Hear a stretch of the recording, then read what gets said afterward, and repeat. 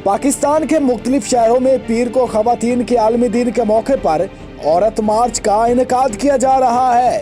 वफाकी दारुल हुकूमत इस्लामाबाद में औरत आज़ादी मार्च प्रेस क्लब से शुरू होकर डी चौक पहुंच गया।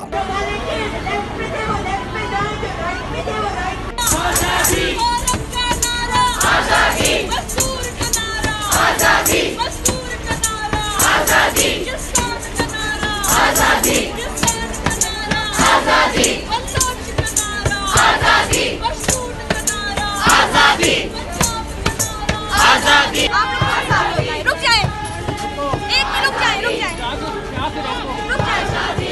आप प्लीज इसको बांधे इसको, जल्दी से बांधे।